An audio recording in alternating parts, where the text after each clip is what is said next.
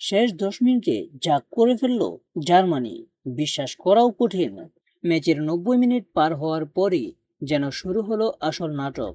শেষ 10 মিনিটে এমন এক ঝড় তুলল জার্মানি, যা চোখে না দেখলে বিশ্বাস করা কঠিন। যোগ করা সময়ে গোল করে আইভরি কোস্টকে 2-1 ব্যবধানে হারিয়ে নকআউট নিশ্চিত করেছে তারা। টরন্টো স্টেডিয়ামে শুরু থেকেই দারুণ লড়াই জমে ওঠে। বলের দখল আর আক্রমণে এগিয়ে থাকলেও প্রথম ধাক্কাটা খায় জার্মানি। 30তম মিনিটে ডিউমান্দে দিয়ালোদের আক্রমণ থেকে তৈরি সুযোগে ফ্রান্স কেসি কাছ থেকে জোরালো শটে গোল করে আইভরি কোস্টকে এগিয়ে নেন।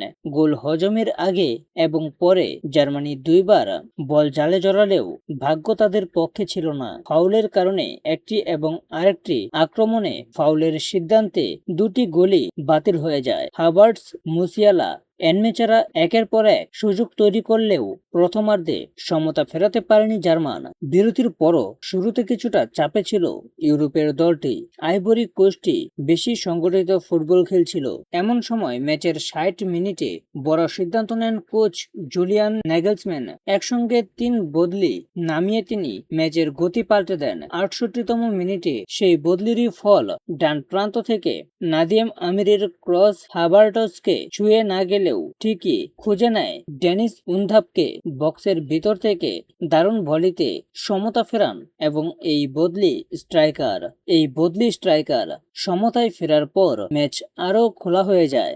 দুই দলই জয়ের জন্য মরিয়া হয়ে ওঠে। 90 মিনিটে আইভরি কোস্টের সামনে সুবর্ণ সুযোগ এলেও আদিংরা তা কাজে লাগাতে পারেননি। অন্যদিকে জার্মানিও একাধিক আক্রমণে ফোকানাকে ব্যস্ত রাখে। অতিরিক্ত সময়ের ঘোষণা ছিল অন্তত 6 মিনিট। তখনই শুরু হয় আসল নাটক। 94তম মিনিটে ফেলিক্স এনমেচার দারুণ এক পাস পেয়ে বক্সের ভেতরে বল নিয়ন্ত্রণে নেন উন্দা। প্রথম ছোঁয়াতেই ঘুরে দাঁড়িয়ে জোরালো শটে জালে বল জড়ান তিনি।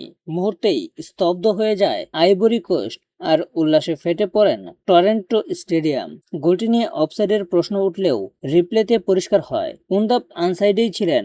শেষ পর্যন্ত 2-1 ব্যবধানে জয় নিয়ে মাঠ ছাড়ে জার্মানি। পুরো ম্যাচে আক্রমণে এগিয়ে ছিল জার্মানি। তাদের প্রত্যাশিত গোল ছিল 1.83, যেখানে আইভরি কোস্টের 1.23 ছিল।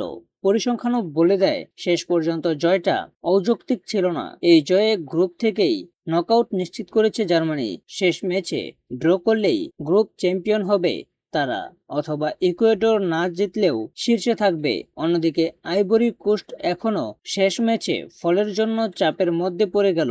মাত্র 65 মিনিট খেলে এই বিশ্বকাপে 5টি গোল অবদান রেখে উন্দাপ এখন জার্মানির সবচেয়ে বড় ভরসা। প্রশ্ন এখন একটাই, পরের ম্যাচে কি তাকে শুরুর একাদশে দেখা যাবে, নাকি আবারও সুপার সাব হিসেবেই নামাবেন তিনি? তো এই নিয়ে তোমাদের মূল্যবান মতামতগুলো এখনই কমেন্টে জানাও। আর এরকম নিত্য নতুন খেলাধুলার সমস্ত আপডেট পেতে এখনই আমাদের এই চ্যানেলটা সাবস্ক্রাইব করো।